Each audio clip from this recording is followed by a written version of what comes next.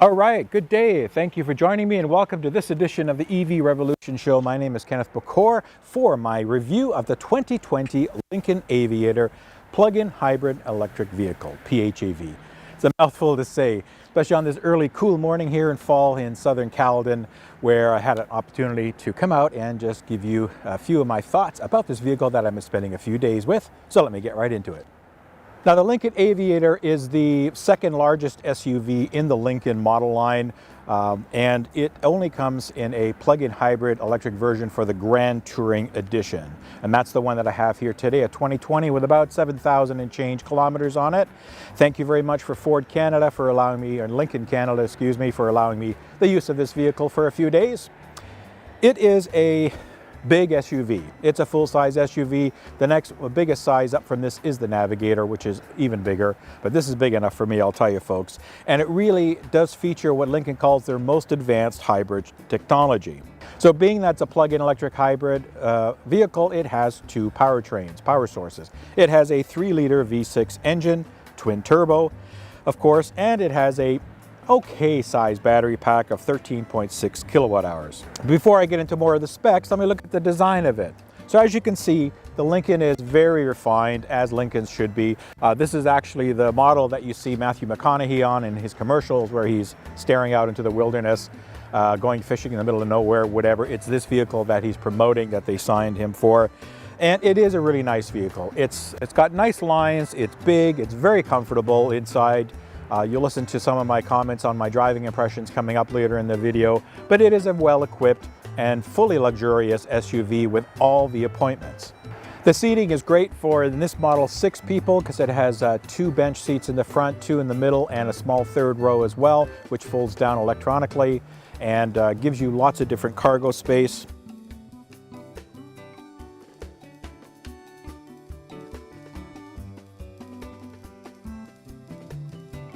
So the inside is very luxurious. As you can see by the videos and the pictures, they spare no expense here. There's lots of things to play with in this vehicle. This is the loaded version, of course. The Grand Touring comes with everything, even a rear separate audio and heating controls, a little console for the back people as well. And from a cargo space, it's huge. And again, SUVs are designed to carry people and things around and tow, things like that. So with cargo volume, if it's just behind the third row, which is the smallest, I guess, area for cargo, it's about 18.3 cubic feet, or about 519 liters. If you put the second row down, you increase that to 41, just under 42 cubic feet at 1183 liters. And if you fold down both rows, you get 77, almost 78 cubic feet of storage space. That's 2,200 liters. That is huge. Talk about camping mode. You can camp a family of 4 in this thing. Now, this size and refinement and all the stuff that's in here comes at a cost for weight, and it is a heavy vehicle. Listing in at over 5,600 pounds, that's almost 2,600 kilograms for this all-wheel drive edition Grand Touring. Now, it can tow, in saying that, and I'll talk about the powertrain in a sec. It has a towing capacity with a Class 4 tow package. You can buy these as options. You can tow up to anywhere around 5,600 to 6,000 pounds roughly, but you know, again, check the specific specs out. You can get this with the wiring harnesses and all that kind of stuff.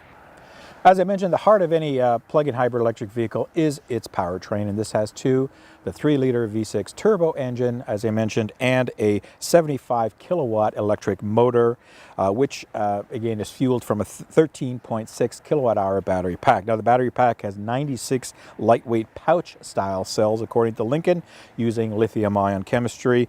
I don't have any specifics on the chemistry, but it's going to be industry normal. It has active cooling and heating and all that stuff with the battery pack.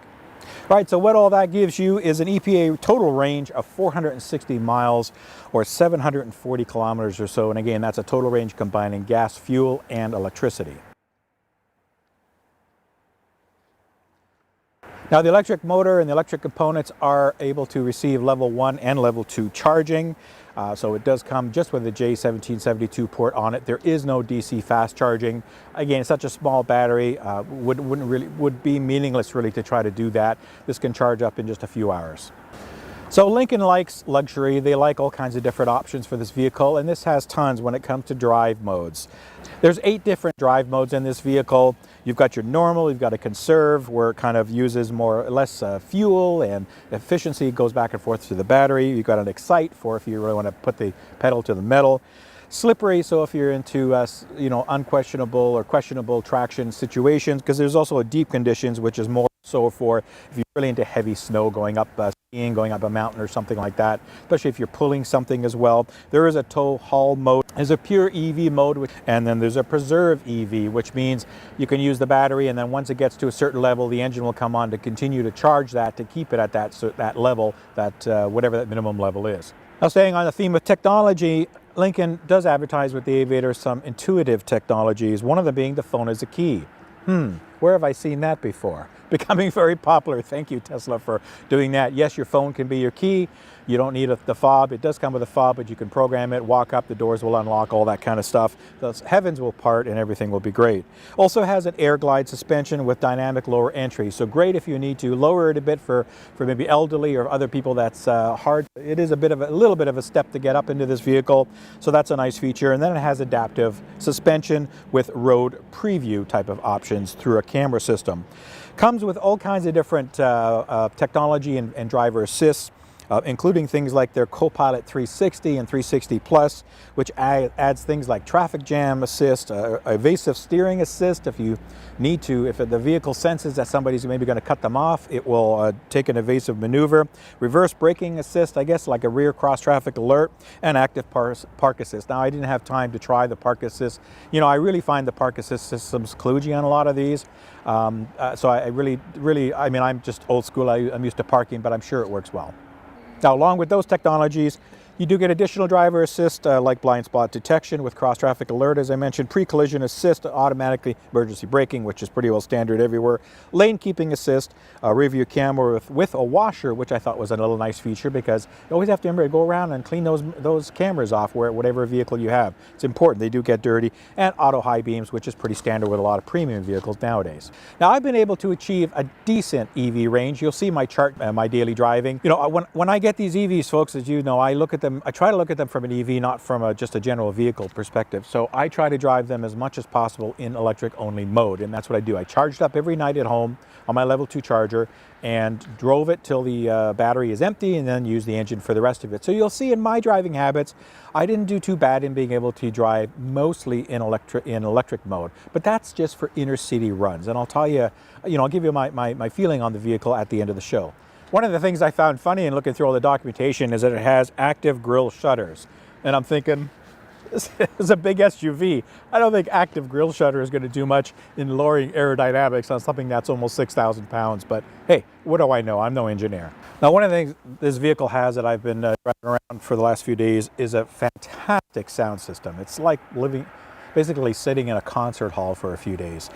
They call it the Revell Ultima 3D audio system, and it can have up to 28 speakers throughout. But I do have to say, give my hats off to Lincoln. They've spent a lot of time and money in crafting the sound system for this vehicle, and it is truly phenomenal. I didn't really get an opportunity to put this through any serious driving as far as weather goes. It does have intelligent all-wheel drive, so it goes back and forth automatically between the rear wheel, front wheel, or rear and all-wheel drive system, excuse me. And if it, obviously if it has any slippage, winter or anything like that, it will compensate accordingly. So let me now show you my driving impressions, a little bit quick couple of minutes of what I thought of this vehicle as I'm driving it around. So just a quick summary of my driving impressions on this Lincoln Aviator, a big boat. It's a big SUV, so it's going to handle like a big SUV. It's got a lot of weight. It's over 5,000 pounds.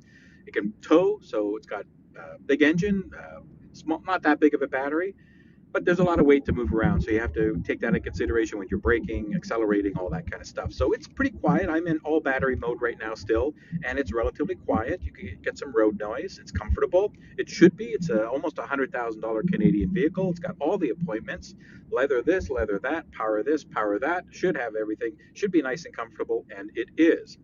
Now, from an EV perspective, and that's of course the way I look at these reviews when I review them, in my opinion, the battery is way too small. This is a bit of a token vehicle for plug-in electric hybrids.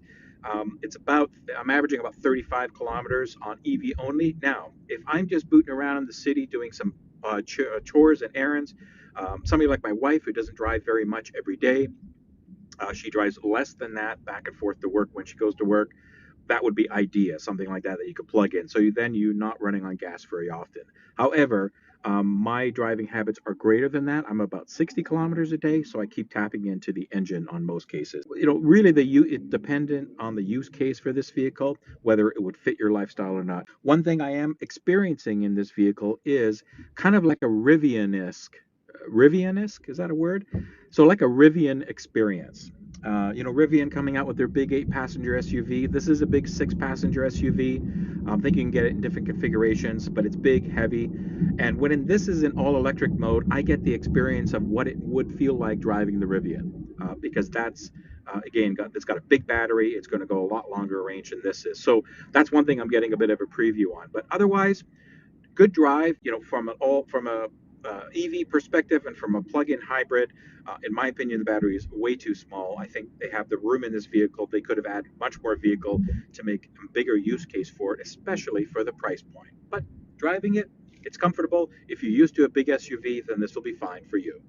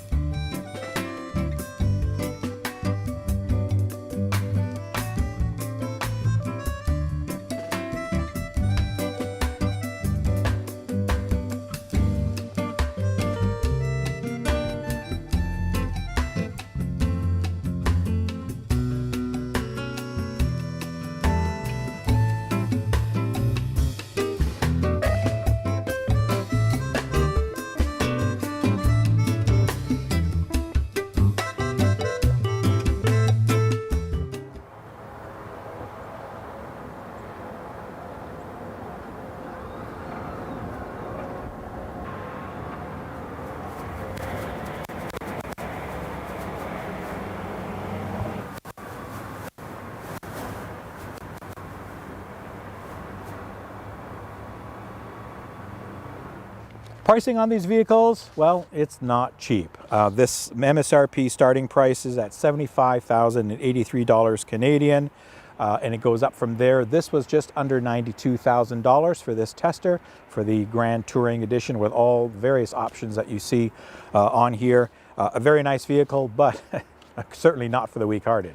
Now let me give you some pros and cons of what I think about this vehicle. It does have lots of horsepower. Again, I'm more of a purist when it comes to EVs.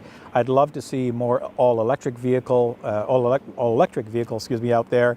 But I do understand the reality of the situation. We're not quite there yet with cost of scale, economies of scale, availability, and models and choice to choose from. So there is a world still for plug-in hybrids, because you good folks know I'm very much supportive of anything with a plug. So this does have, lots of horsepower when that twin turbo V6 kicks in, of course, and propels this. And again, there's a lot of weight to throw around, so it does have that. Even in all electric mode, it has plenty enough get up and go. It's not going to beat anybody off the line, but to move people and to move things around, it's going to work quite well. Now, I talked about that electric only driving mode. It is another pro for this vehicle. I'm glad that they have that. You can exhaust the battery, maximize that as much as possible. I wish it had more range though, and that'll be coming up in my con, but it does work quite well and it's easy to charge, and it doesn't take too long. So the cabin in this, as I mentioned, is another pro. It's extremely well outfitted. Fit and finish is really good. The materials, the quality, it's very classy, upscale. This is a premium vehicle, folks, so it should have all the bells and whistles. I did find that there was a little bit of rattling coming from something in the back. I didn't know what that was, so I didn't really investigate it. But, at almost 7,300 kilometers or so, it's still holding together really well. I mentioned some of the driver assist. You can go to the website and see all kinds of videos on their safety features, the Copilot 360, all that kind of stuff that's out out there, but it's got a ton of safety features, and that's one thing I do like as a pro for this vehicle. It is designed to keep occupants safe, to again help you steer out of situations. It's a big SUV, so it's gonna take a lot.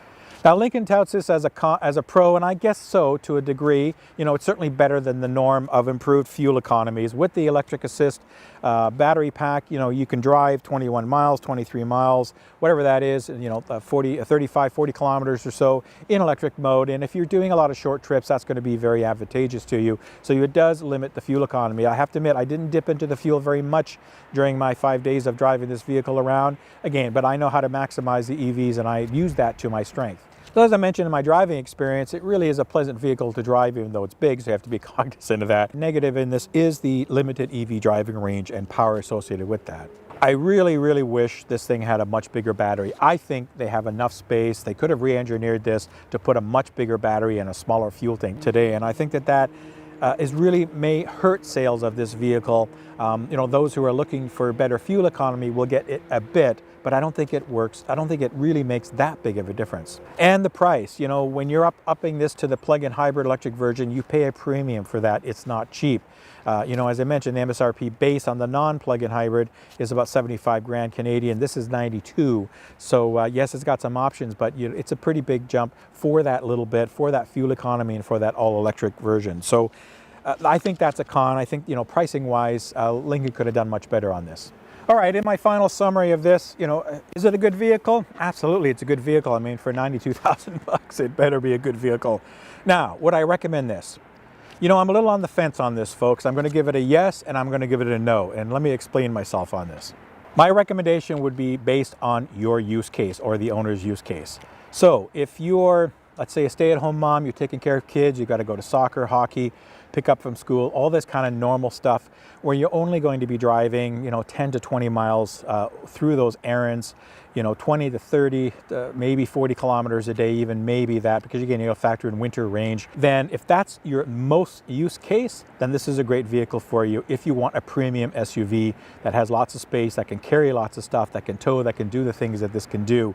But if you're going to be driving it consistently over the all-electric range of this vehicle, to the point that you're using, you know, probably more gas, more fuel range per day than you are electric per day, if you average that out, then I would discount this vehicle from your choice.